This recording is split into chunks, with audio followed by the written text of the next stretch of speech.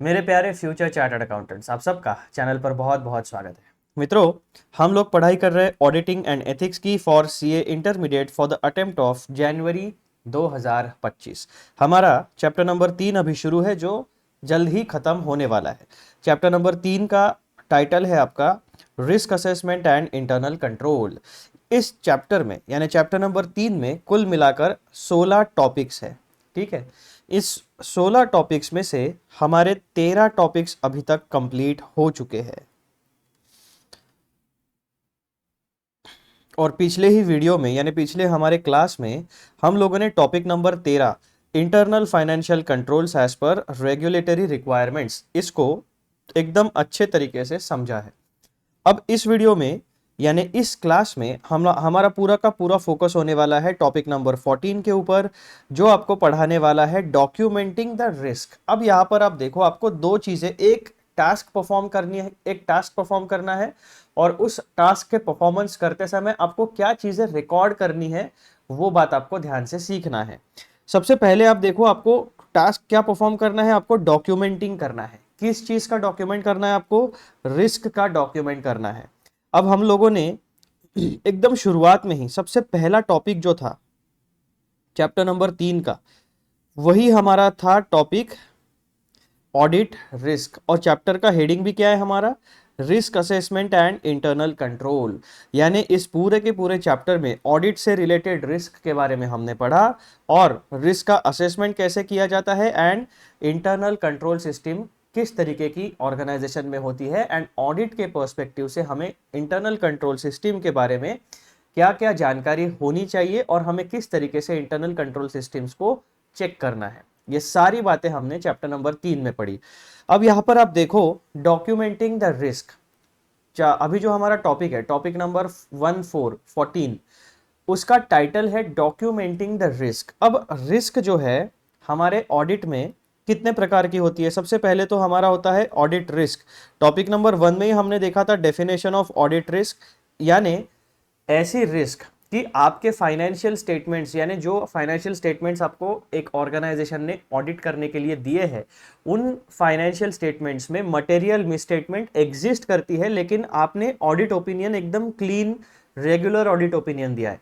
आपके ऑडिट के प्रोसेस के दौरान आपको वो मटेरियल मिसस्टेटमेंट नहीं मिला, तो आप जो ऑडिट ओपिनियन दिया, आपने जो ऑडिट ओपिनियन दिया वो क्लियर ऑडिट ओपिनियन है।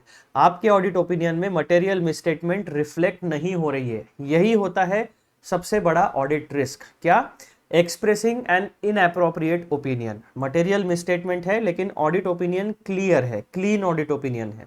मटेरियल मिसस्टेटमेंट के बारे में कुछ भी मेंशन ऑडिट रिपोर्ट में नहीं हुआ है।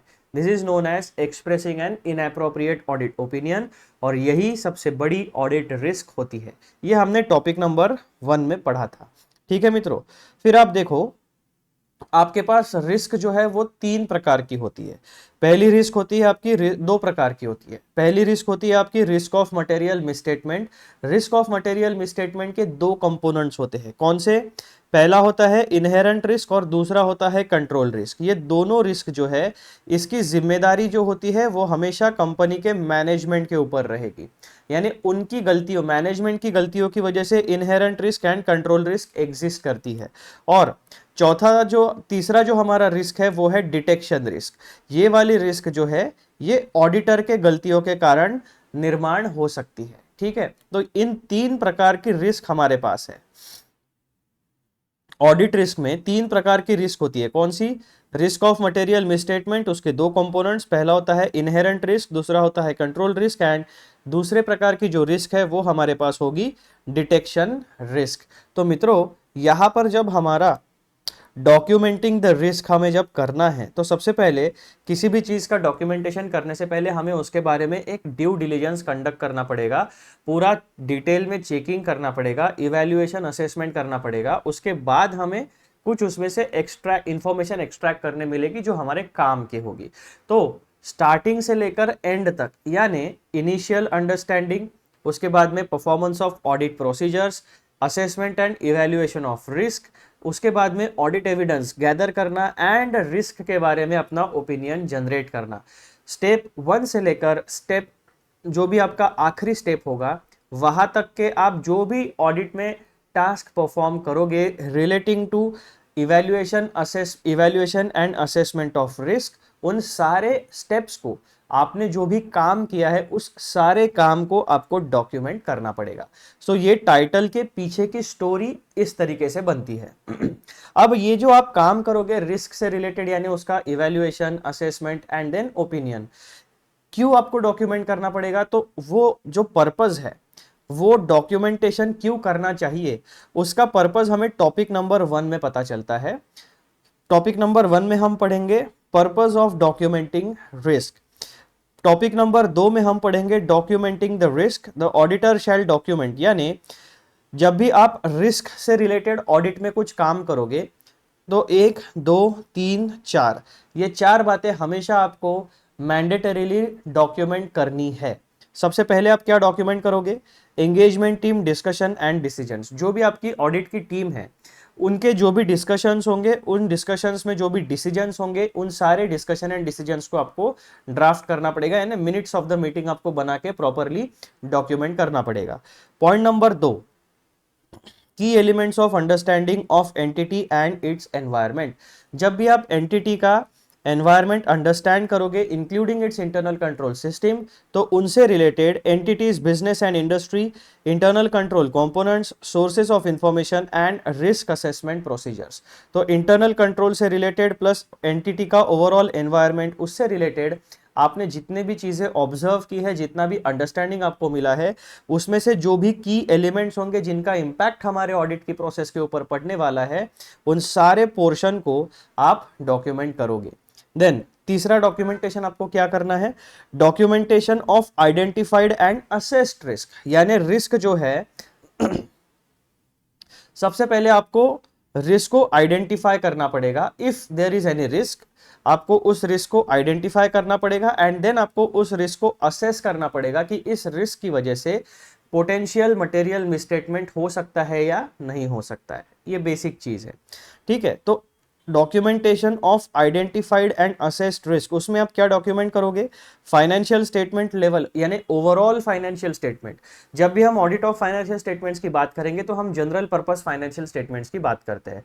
जनरल पर्पस फाइनेंशियल स्टेटमेंट्स में आपके आते हैं 5 एलिमेंट्स, 5 कंपोनेंट्स। पहला P&L, दूसरा बैलेंस शीट, तीसरा शेड्यूल्स टू अकाउंट्स, चौथा नोट्स टू अकाउंट्स एंड पांचवा cash flow statement. This is collectively known as a set of financial statements, यानी जनरल पर्पस फाइनेंशियल स्टेटमेंट। तो जब भी आप जनरल ऑडिट का काम करोगे, जब भी आप रिस्क को आइडेंटिफाई करोगे, उसका असेसमेंट एंड इवैल्यूएशन करोगे, तो financial statement, overall financial statement के लिए क्या क्या रिस्क है उनका डॉक्यूमेंटेशन करोगे। एंड हमने असर्शन वाला जो पोर्शन एकदम डिटेल में पढ़ा था, तो वो असर्शन लेवल्स के ऊपर कोई स्पेसिफिक रिस्क है क्या, उसके बारे में आप जो भी काम करने वाले हो ऑडिट के अंदर, उनको आपको डॉक्यूमेंट करना पड़ेगा। फिर हमारा तीसरा डॉक्यूमेंटेशन का रिक्वायरमेंट आता है, चौथा डॉक्यूमेंटेशन का रिक्वायरमेंट आता है understanding of identified risk and related controls, यानी रिस्क का आपको डिस्क्रिप्शन लिखना पड़ेगा एंड उस रिस्क के से रिलेटेड कंट्रोल्स कौन से, बेसिकली कौन से कंट्रोल में रिस्क है, कौन से कंट्रोल्स वीक है, जहां पर मैनिपुलेशन या एरर या फ्रॉड होने के चांसेस है, वहां पर पोटेंशियल रिस्क हो सकता है जो कि मटेरियल मिसस्टेटमेंट में आगे चल के कन्वर्ट हो सकता है या हो चुका है। तो ऐसी चीजों का आपको डॉक्यूमेंटेशन करना पड़ेगा। तो ये मित्रों इस पूरे के पूरे टॉपिक की ओवरऑल ब्लूप्रिंट है एंड एक बैकग्राउंड स्टोरी जो एज अ स्टूडेंट आपको पता होनी चाहिए। अब हम लोग आगे बढ़ते हैं और टॉपिक नंबर 14 को हम लोग डिटेल में पढ़ेंगे। चलो पहुंच गए हम लोग हमारे डिटेल्ड नोट्स में।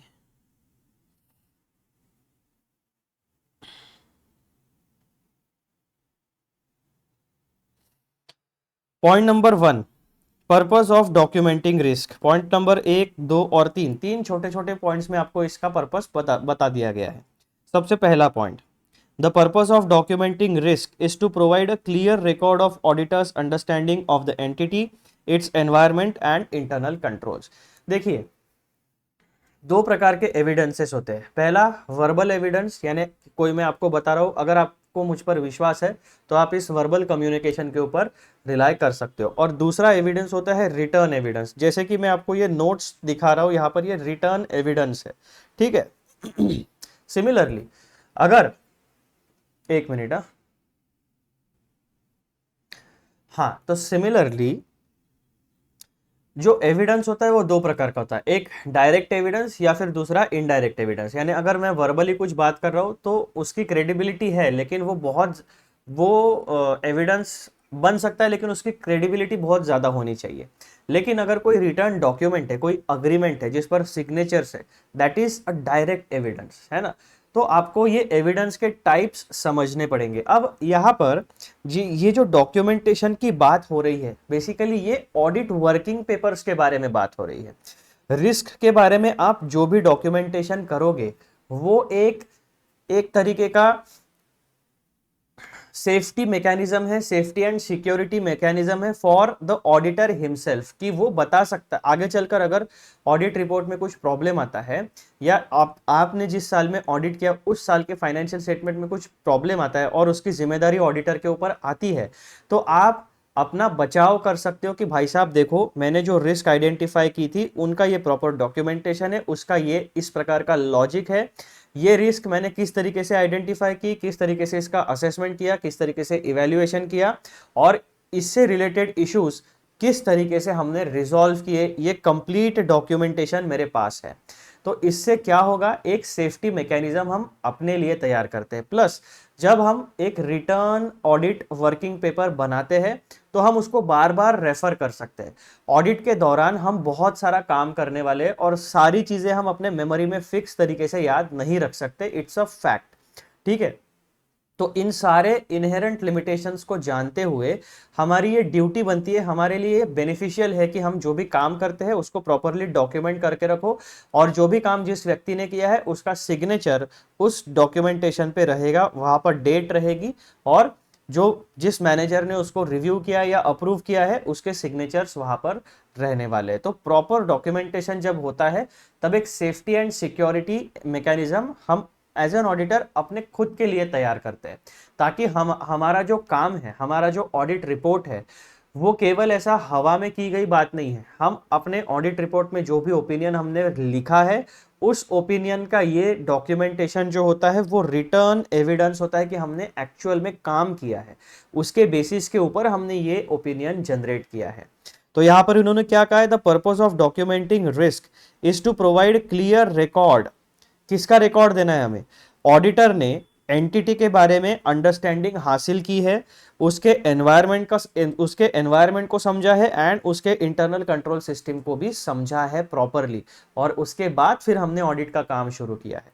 Point number 2, this documentation serves as evidence of the auditor's due diligence in assessing risk, supporting the audit process and ensuring compliance with auditing standards। तो ऑडिट वर्किंग पेपर्स हमारे लिए बेनिफिशियल क्यों है, क्योंकि वो एक evidence होता है कि हमने ड्यू डिलीजेंस परफॉर्म किया है regarding assessment of risk, supporting the audit process and ensuring compliance with auditing standards। तो जो भी ऑडिटिंग स्टैंडर्ड्स है वो भी हमें ऑडिट डॉक्यूमेंटेशन के बारे में बताते हैं। Point number 3, comprehensive risk documentation allows the auditor to track and justify decisions made throughout the audit process, enhancing transparency and accountability। तो जब भी आप डॉक्यूमेंटेशन करोगे तो आपका जो आपने जो भी ऑडिट में डिसीजंस लिए हैं, ठीक है, उसका वो जस्टिफिकेशन रहेगा, आप अपने काम को प्रॉपरली ट्रैकिंग कर पाओगे कहाँ तक कंप्लीशन हुआ है, उसके बाद में आपके काम में जो भी है वो ट्रांसपेरेंसी आएगी, एंड आपके काम को एक अकाउंटेबिलिटी यानी स्टेबिलिटी, एक क्रेडिबिलिटी प्रोवाइड होगी जब भी आप अपने काम का डॉक्यूमेंटेशन एक स्ट्रक्चर्ड मैनर में करोगे। तो सिंपल भाषा में एकदम यहाँ पे पर्पस हमें बता दिया गया है। Purpose of documenting risk. The purpose of documenting risk is to provide clear record of the auditor's understanding of the entity, its environment and internal controls। ठीक है, clear cut record होता है understanding of entity, its environment and internal controls का। Point number 2, this documentation serves as evidence of the auditor's due diligence in assessing risk, supporting the audit process and ensuring compliance with auditing standards। Point number 3, Comprehensive risk documentation allows auditors to track and justify decisions made throughout the audit process, enhancing transparency and accountability. Basic चीज, अगर direct question आता है 2 marks के लिए तो आपको ये answer वहां पे लिख के आ जाना है। उसके बाद point number 2, documenting the risk, the auditor shall document. अब यहाँ पे हमें पर्पस तो बता दिया, अब as an auditor, as a team member हमें क्या चीजें डॉक्यूमेंट करनी चाहिए विथ रिस्पेक्ट टू रिस्क। जब भी हम ऑडिट का काम करेंगे तो रिस्क से रिलेटेड क्या क्या चीजें हमें डॉक्यूमेंट करनी है वो हमें पॉइंट नंबर 2 में बताया गया है। सबसे पहले हमें रिकॉर्ड करना चाहिए एंगेजमेंट टीम के डिस्कशन एंड डिसीजंस।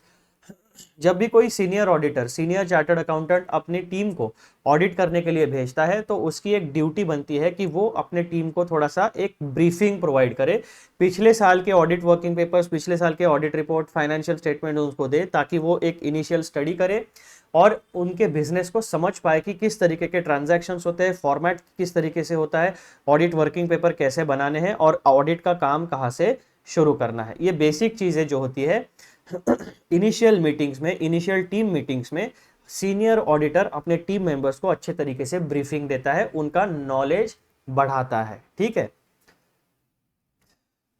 तो टीम मीटिंग्स में डिसाइड होता है कि कौन सा मेंबर क्या काम करने वाला है।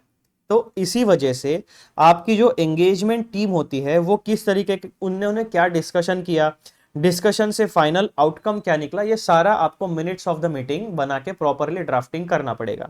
Point number 1, the auditor must document the decisions held among engagement team including significant decisions reached during these discussions। अब ये जो चीजें यहाँ पर बताई गई है ना, दिस इज अ थियरी। अब ऐसा जरूरी नहीं है कि हर एक ऑडिट फर्म में ये सारी चीजें 100% फॉलो की जाती है। कोई टीम्स फॉलो करती है, कोई टीम्स फॉलो नहीं करती। छोटी फर्म्स है तो वो इतना डिटेल में काम फॉलो नहीं करेगी, लेकिन जो बड़ी एमएनसीज होती है जैसे कि बिग फोर्स होती है तो वो डेफिनेटली उनके पास रिसोर्सेस होते हैं, उनके पास सारे टूल्स एंड इक्विपमेंट्स होते हैं, तो उनको वो अफोर्डेबल होता है कि जितना भी आप काम करोगे, जो भी डिस्कशन करोगे उसका प्रॉपरली ड्राफ्टिंग होगा। अगर आप थियोरेटिकली देखोगे तो ये सारी चीजें 100% फॉलो करनी चाहिए, लेकिन प्रैक्टिकली अगर आप देखोगे तो जिनके पास रिसोर्सेस है, जो ये सारी चीजें फॉलो कर सकते हैं वो डेफिनेटली करेंगे, जो ये चीजें फॉलो नहीं कर सकते वो इसका कोई ना कोई ऑल्टरनेटिव मैकेनिज्म निकाल लेंगे। ठीक है, तो आपको थियरी प्लस प्रैक्टिकेबिलिटी दोनों एस्पेक्ट्स का यहाँ पे सोच के चलना है। Point number 2, this documentation ensures that all team members have a shared understanding of key audit considerations such as identified risk and strategic decisions about the audit approach. It serves as a reference point for team alignment and consistency in audit process. तो basically आपके engagement team में जितने भी discussions होंगे, किस व्यक्ति को क्या रिस्पॉन्सिबिलिटी दी है, उसको किस तरीके से रिवर्ट बैक करना है, किस तरीके से डॉक्यूमेंटेशन रेडी करना है, उस सारे टीम मीटिंग का आपको मिनट्स बना के प्रॉपरली एक डॉक्यूमेंट तैयार करना पड़ेगा। उसके बाद पॉइंट नंबर 2 में आप डॉक्यूमेंट करोगे की elements of understanding of entity and its environment. Audit के पहले हम एंटिटी के बारे में एक इनिशियल स्टडी करते हैं, इनिशियल ड्यू डिलिजेंस करते हैं, जिसमें हम उस एंटिटी का बिजनेस एनवायरनमेंट समझते हैं, उसका इंटरनल एंड एक्सटर्नल एनवायरनमेंट समझते हैं और उसके इंटरनल कंट्रोल सिस्टम के बारे में जानकारी हासिल करते हैं, ताकि हम ऑडिट का एक ओवरऑल स्ट्रेटेजी बना सके और फिर हमारी ओवरऑल ऑडिट स्ट्रेटेजी को फुलफिल करने के लिए, अचीव करने के लिए हम एक डिटेल ऑडिट प्लान बना सके, जिसमें कंप्लीटली लिखा होगा कि किस दिन कौन से व्यक्ति को कौन सा टास्क परफॉर्म करना है। ठीक है, तो इस तरीके से ऑडिट का काम आगे बढ़ेगा। तो आप जब भी एंटिटी का एनवायरनमेंट और उसका इनिशियल अंडरस्टैंडिंग हासिल करोगे तो उससे रिलेटेड ये 4 बातें आपको डॉक्यूमेंट करके रखनी पड़ेगी। पहला, the auditor should document the essential aspect of their understanding of the entity and its environment, covering the following areas. Number 1, entity's business and industry, including the economic factors affecting the entity. यानी सबसे पहले आप entity का business किस तरीके का है, कौन सी इंडस्ट्री में काम करती है और कौन से इकोनॉमिक फैक्टर्स है जो हमारे financial performance and financial position को इम्पैक्ट करते हैं, वो बेसिक चीजें आपको लिख के रखनी पड़ेगी। पॉइंट नंबर 2, ये डॉक्यूमेंट करना पड़ेगा आपको। Internal control components, documenting each component of internal control such as control environment, risk assessment, control activities, information systems and monitoring. तो इंटरनल कंट्रोल सिस्टम के जितने भी कंपोनेंट्स आप ऑब्जर्व करते हो, या फिर अगर उस ऑर्गेनाइजेशन ने अपने इंटरनल कंट्रोल सिस्टम का कोई एक मैनुअल बना के रखा होगा, ड्राफ्टिंग करके रखा होगा, डॉक्यूमेंटेशन करके रखा होगा, तो वो डॉक्यूमेंटेशन आप हासिल करोगे, उससे उसको कंपैरेटिव स्टडी आप करोगे, ऑब्जर्व करोगे कि जो डॉक्यूमेंटेशन किया है, जो पॉलिसीज एंड प्रोसीजर्स कंपनी ने खुद के लिए बनाई है, क्या वो सही में इंप्लीमेंट हो रही है या नहीं हो रही है। तो बेसिकली आप इंटरनल कंट्रोल सिस्टम के जितने भी कंपोनेंट्स हैं जिनका इंपैक्ट आपके audit process and financial statements के ऊपर पड़ने वाला है, उन सारे चीजों के बारे में आपका जो अंडरस्टैंडिंग है उसका डॉक्यूमेंटेशन आप करके रखोगे। तीसरा चीज आपको क्या डॉक्यूमेंट करना है, sources of information, detailing the sources of information, example management interviews, prior audits, industry reports use to obtain this understanding. यानी जो आप पॉइंट नंबर ए और बी में अंडरस्टैंडिंग हासिल करने वाले हो, ये इनके बारे में अंडरस्टैंडिंग हासिल करने के लिए आपने कौन से सोर्सेस से इंफॉर्मेशन हासिल की है, उन सोर्सेस के बारे में भी आपको डिटेल में जानकारी देनी पड़ेगी। अब यहाँ पर कुछ एग्जांपल्स दिए कि आप इंफॉर्मेशन गैदरिंग या ऑडिट एविडेंस कहाँ से गैदर कर सकते हो। तो आप मैनेजमेंट के इंटरव्यू कंडक्ट कर सकते हो, यानी कम्युनिकेट करके उनसे जानकारी हासिल कर सकते हो। पिछले साल के ऑडिट रिपोर्ट पढ़ के वहाँ से आप जानकारी हासिल कर सकते हो, या फिर जो इंडस्ट्री रिपोर्ट्स होती है, ओवरऑल इंडस्ट्री के बारे में जानकारी हासिल करने के लिए आप इंडस्ट्री रिपोर्ट्स का भी यूज कर सकते हो। तो आपने जो यहाँ पर जो भी understanding regarding entity and its environment आपने डेवलप की है, उसके बारे में सारी चीजें आपको डॉक्यूमेंट करके रखनी पड़ेगी। Point number D, risk assessment procedures, summarising the procedures performed to gather and evaluate information about the entity and its environment. Summarizing the procedures performed to gather and evaluate information about entity and its environment। यानी इस पूरे के पूरे audit के दौरान आपने risk assessment करने के लिए कौन सी प्रोसीजर्स को फॉलो किया है, उनको डॉक्यूमेंट करना पड़ेगा। उन प्रोसीजर्स, उन टास्क का नाम, कौन से पर्सन को वो टास्क अलॉट किया गया था और उसके पीछे का लॉजिक क्या था, यानी आपने आउट ऑफ 2-3 ऑल्टरनेटिव्स ये पर्टिकुलर रिस्क असेसमेंट प्रोसीजर क्यों सिलेक्ट की, उसका डॉक्यूमेंटेशन आपको यहां पर रखना पड़ेगा। By documenting these elements, the auditor establishes a foundation for the risk assessment process and ensures a thorough understanding of factors influencing the audit। तो बेसिकली देखो, हमारा एज एन ऑडिटर एक ही ऑब्जेक्टिव होता है कि हमारे ऑडिट प्रोसेस के ऊपर जिन भी चीजों का इंपैक्ट पड़ने वाला है वो हमारे लिए इंपॉर्टेंट है और उनके बारे में हमें अंडरस्टैंडिंग होनी चाहिए। उनका फाइनेंशियल इंपैक्ट क्या होता है ये हमें जानकारी होनी चाहिए, और applicable laws, rules and regulations, इनको फॉलो करते हुए फाइनेंशियल स्टेटमेंट्स प्रिपेयर किए गए हैं या नहीं किए गए हैं, यही हमें देखना होता है और हमें एक एप्रोप्रिएट ऑडिट ओपिनियन उसके ऊपर इशू करना है। तो ओवरऑल जब आप ऑडिट की प्रोसेस आपके दिमाग में धीरे धीरे इवॉल्व होकर आप उसका डिटेल समझोगे, तब आपको ये सारे के सारे डॉक्यूमेंटेशन, जब आप एक्चुअली प्रैक्टिकली ऑडिट करोगे तब आप ये सारी चीजें फॉलो करते हो। कभी थोड़े प्रमाण में करते हो, कभी ज्यादा प्रमाण यानी क्वांटिटी में करते हो। ठीक है, तीसरा डॉक्यूमेंटेशन हमें क्या करना पड़ेगा, documentation of identified and assessed risk. जब हम रिस्क असेसमेंट प्रोसीजर्स को परफॉर्म करते हैं तो रिस्क आइडेंटिफाई भी होती है और उसका असेसमेंट भी हम करते हैं, यानी इवैल्यूएशन करते हैं कि ये रिस्क सिग्निफिकेंट रिस्क है या नहीं है, मटेरियल मिसस्टेटमेंट हो सकता है या नहीं हो सकता है।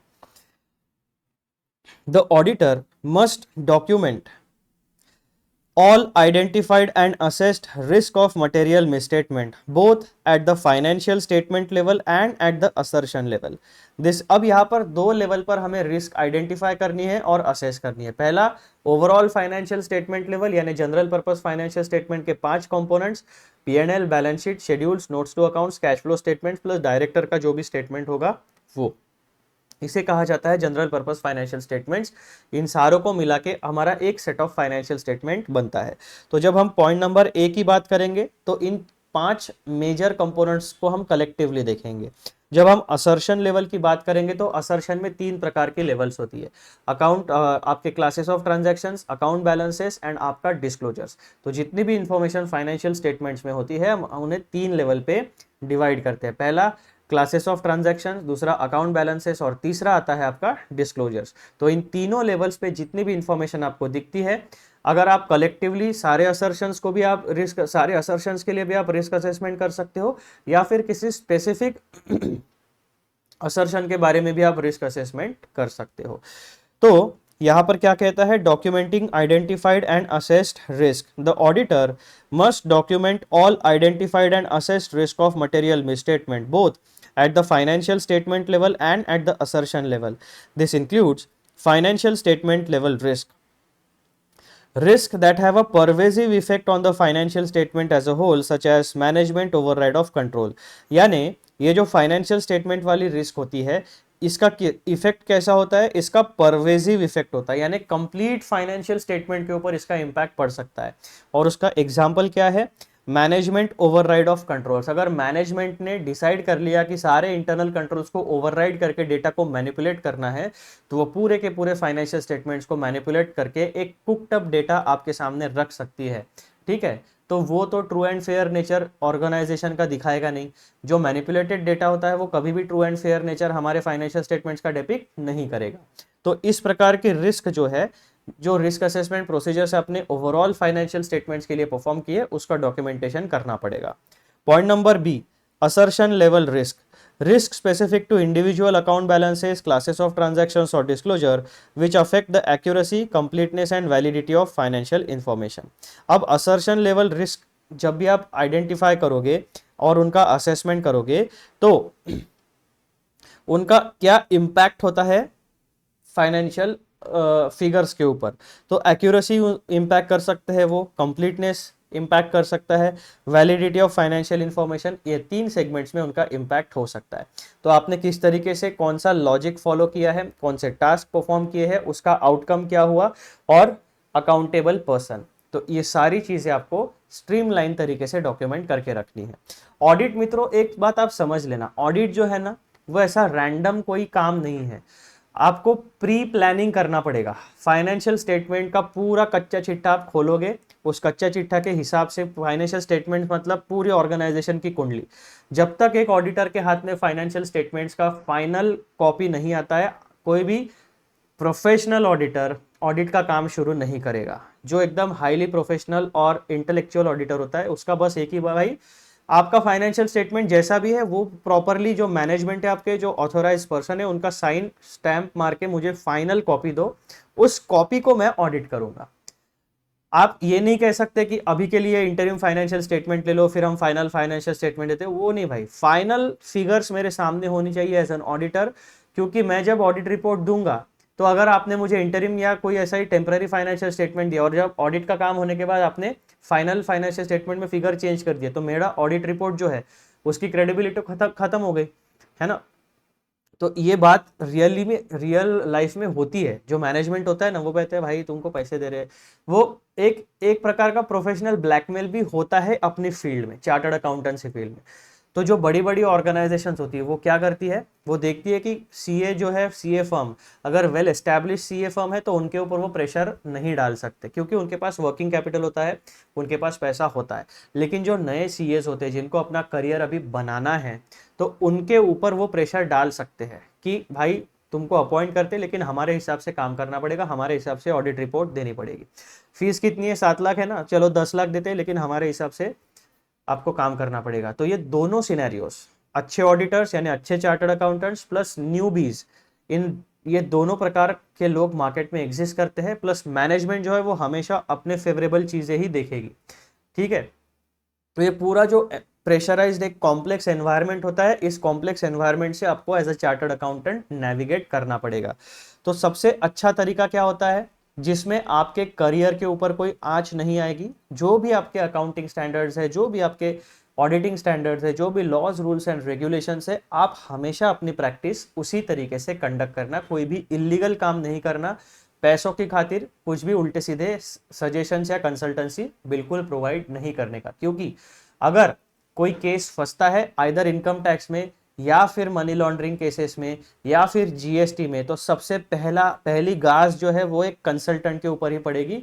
मैनेजमेंट क्या बोलेगी, भाई हम लोग तो एक्सपर्ट नहीं है, हमको किसने एडवाइस दिया था, ये चार्टर्ड अकाउंटेंट, ये कंपनी सेक्रेटरी, ये कॉस्ट वर्क्स अकाउंटेंट, इन्होंने हमको एडवाइस दिया था, हमने तो उस हिसाब से किया। तो मैनेजमेंट क्या करेगी, सबसे पहले जो ब्लेम गेम शुरू होता है हाथ ऊपर कर देते हैं और पूरा का पूरा किसी को, इसे इंग्लिश में एक बहुत अच्छा टर्म है थ्रोइंग अंडर द बस, यानी सबसे पहले उठा के कंसल्टेंट को बाहर कर देंगे, तो बाहर का आदमी है, कोई इंपैक्ट नहीं पड़ेगा, पूरा ब्लेम डाल दो, खत्म कर दो, आप फंस जाओगे और आपका करियर जो है वो शुरू होने से पहले डगमगा के क्रैश हो जाएगा। तो ये ऐसी फालतू की चीज़ों में कभी भी जाने का नहीं। जो हमारे किताबों में दिया है, जो रूल्स लॉज एंड रेगुलेशन है, उसके हिसाब से अपना ऑडिट वर्किंग पेपर तैयार करने का।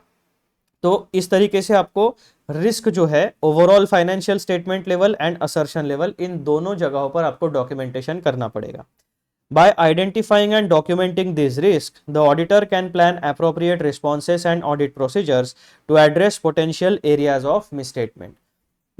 फिर चौथा डॉक्यूमेंटेशन आप क्या करोगे, understanding of identified risk and related controls.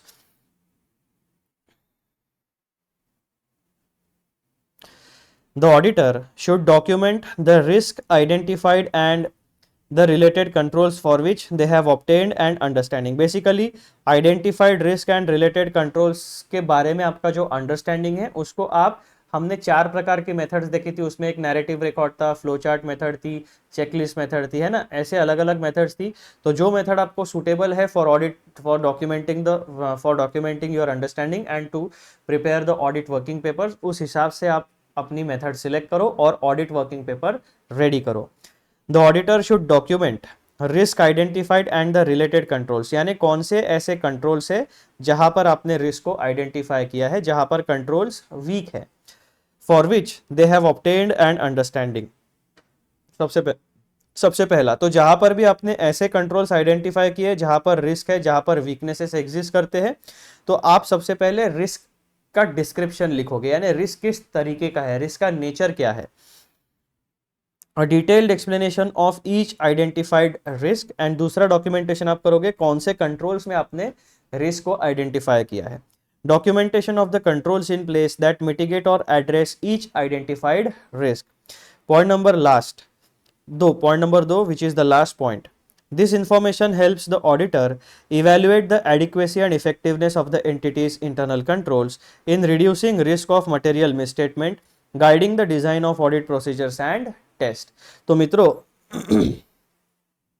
सबसे पहले जो भी इंफॉर्मेशन आप डॉक्यूमेंट करोगे वो आपको किस तरीके से मदद करेगा, वो आपको मदद करेगा for the evaluation of adequacy and effectiveness of entities internal controls and reducing risk of material mistake. अब एक बात आप ध्यान में रखना, जब हमने ऐसे 200 के बारे में चैप्टर 1-2 में पढ़ा था तो वहां पर हमें एक बात पता चल गई की थी, ऑडिट की कुछ इनहेरेंट लिमिटेशंस होते हैं, उन इनहेरेंट लिमिटेशंस की वजह से ऑडिट रिस्क निर्माण होती है, और ये जो ऑडिट रिस्क होती है ये हम कभी भी रिड्यूस करके जीरो तक नहीं ले, यानी कंप्लीटली ऑडिट रिस्क को हम जीरो नहीं कर सकते।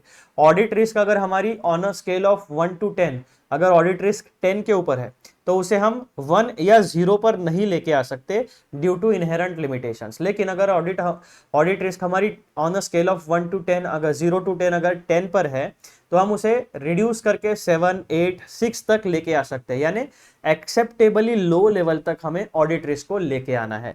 तो ये जो डॉक्यूमेंटेशन रिगार्डिंग रिस्क हम करते हैं, तो ये हमें हमारी जो ऑडिट रिस्क है उस ऑडिट रिस्क को, यानी रिस्क ऑफ मटेरियल मिसस्टेटमेंट में inherent risk and control risk और उसी के साथ साथ डिटेक्शन रिस्क, इन 3 प्रकार के रिस्क को एक्सेप्टेबली लो लेवल तक लेके आने के लिए हमें यह सारा का सारा डॉक्यूमेंटेशन मदद करता है। तो मित्रों इस तरीके से आपका ये जो एक्सप्लेनेशन है रिगार्डिंग डॉक्यूमेंटिंग द रिस्क, ये कंप्लीट होता है। ठीक है, छोटा सा टॉपिक था, प्यारा सा टॉपिक था, लेकिन प्रैक्टिकली बहुत इंपॉर्टेंट है। जब आप एक्चुअल में काम करने जाओगे ना, और फॉर एग्जांपल अगर कोई भी बिग 4 है, अभी बिग 4 कौन से आपके पास, अर्नस्ट एंड यंग है, दैट इज EY, डेलॉइट है, KPMG है और PwC है, और इसी के साथ साथ और भी बहुत सारी फर्म्स है, लेकिन मेजरली इन 4 फर्म्स को बिग 4 फर्म्स कहा जाता है। और अगर आप इनके ऑडिट विंग में अगर आप काम करने जाते हो as an article assistant, as an intern या एज अ एम्प्लॉई, तो आपको एकदम रिगरसली काम करना पड़ेगा। और वहां पर एकदम डॉक्यूमेंटेशन जो है एकदम तगड़े लेवल पे डॉक्यूमेंटेशन किया जाता है, हर चीज आपको फॉलो करनी ही पड़ेगी।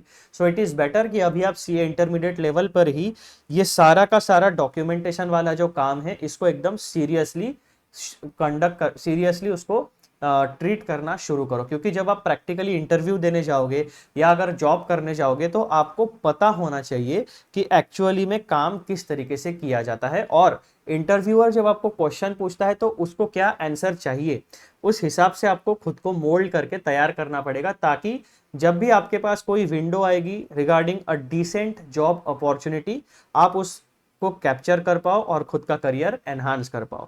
तो आपको एग्जाम्स भी clear at this point of time, एक चार्टर्ड अकाउंटेंट स्टूडेंट जो होता है उसके ऊपर ट्रिमेंडस प्रेशर होता है, नो डाउट, क्योंकि उसको एग्जाम्स भी क्लियर करनी है प्लस उसको अपना जॉब अपॉर्चुनिटी के हिसाब से खुद को तैयार भी करना है।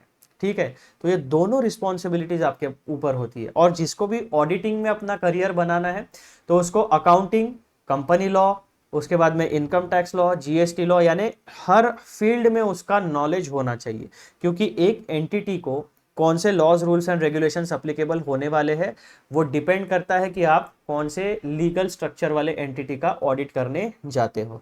तो ऑडिटर बनने के लिए आपको एक ऑलराउंडर इंटेलेक्चुअल पर्सन बनना पड़ेगा, आपको डिसेंट नॉलेज हर एक फील्ड का रखना पड़ेगा। ठीक है मित्रों, तो आप ये डॉक्यूमेंटेशन वाला पोर्शन एकदम सीरियसली कंडक्ट करना। हो सकता है कि अब अभी देखो यहाँ पर जो है ना इसमें एमसीक्यूज बन सकते हैं इस पोर्शन में, या फिर 2 या 4 मार्क्स मैक्सिमम छोटे छोटे सवाल इस पर बन सकते हैं। और इंस्टीट्यूट ने अगर सोच लिया कि छोटे टॉपिक्स में से जो हाईली प्रैक्टिकल टॉपिक्स है उसी पे क्वेश्चन बनाना है, तो ये डॉक्यूमेंटिंग द रिस्क वाला पोर्शन एकदम हाईली प्रैक्टिकल पोर्शन बनता है। तो इस तरीके से आपको इस टॉपिक को ट्रीट करना पड़ेगा। अब हमारा जो नेक्स्ट टॉपिक है दोस्तों, वो हमारा नेक्स्ट टॉपिक आता है, जो सेकंड लास्ट टॉपिक है हमारे इस चैप्टर का, वो है हमारा assess and report audit findings. ठीक है, ये वाला टॉपिक हम अगले वीडियो में कवर करने वाले हैं। ये वीडियो यहीं पे होता है समाप्त। जाने से पहले चैनल को सब्सक्राइब जरूर करिए, वीडियोस को लाइक करिए एंड शेयर जरूर करिए, क्योंकि जब आप वीडियोस को लाइक करते हैं, वीडियोस को देखते हैं, तो वीडियो के जो एनालिटिक्स होते हैं जैसे कि views, number of likes, number of comments, उससे थोड़ी सी पॉजिटिविटी हम टीचर्स को मिलती है और इंस्पायर होते हैं हम लोग आपके लिए एकदम सही तरीके से काम करने के लिए। अभी आप जैसे देखो, मुझे मेरी सिस्टम बता रही है कि इस वीडियो को रिकॉर्ड करते करते अभी 37 मिनट्स पूरे हो चुके हैं। तो ये 37 मिनट्स का कंटेंट जनरेट करने के लिए मुझे इससे पहले भी मुझे काम करना पड़ता है। क्या काम करना पड़ता है? जैसे कि आप देख सकते हो कि इंस्टीट्यूट का जो स्टडी मटेरियल है, अभी हमारा टॉपिक नंबर कौन सा था? Documenting the risk. अब मुझे सबसे पहले मैं क्या करना पड़ता है, मुझे ये जो इंस्टीट्यूट का स्टडी मटेरियल है इसको अच्छे से समझो, इसमें जितने भी की पॉइंट्स है उन की पॉइंट्स को आइडेंटिफाई करो और फिर उन की पॉइंट्स का डिटेल्ड एक्सप्लेनेशन तैयार करो, और उसके बाद आपको जो है इस प्रकार का एक इंडेक्सिंग मिलता है, इस प्रकार का एक सॉर्टेड टॉपिक मिलता है। तो ये जो 37 मिनट्स का कंटेंट जनरेट होता है, इसके पहले हर एक टॉपिक के लिए depending on the length of the topic, average on an average में बता रहा हूँ 1.5 से 3 घंटे का समय मुझे स्पेंड करना पड़ता है। उसके बाद फिर मैं एक दिन उसमें उस कंटेंट को इवॉल्व होने देता हूँ अपने माइंड में कि किस तरीके से एक्सप्लेन करना है। ये हर एक टीचर का प्रोसेस होता है, ये केवल मेरी बात नहीं है। आपके जितने भी सब्जेक्ट सिखाने वाले टीचर्स होंगे, वो जो एक्चुअल क्लास होता है 1 घंटे का, 2 घंटे का, 3 घंटे का, उसके पहले भी 6-7 घंटे की मेहनत उस कंटेंट को तैयार करने में, उस स्टडी मटेरियल को तैयार करने में और एक्सप्लेनेशन को तैयार करने में लगती है। तो बदले में बस मैं इतना ही चाहता हूँ कि अगर आपको जेन्युइनली ये लेक्चर्स अच्छे लग रहे हैं, आपको कुछ वैल्यू एडिशन मिल रही है, तो यार एक छोटा सा लाइक तो बनता है और चैनल को शेयर भी आप कर सकते हो। ठीक है, चलो अगले वीडियो में मिलते हैं, बाय बाय।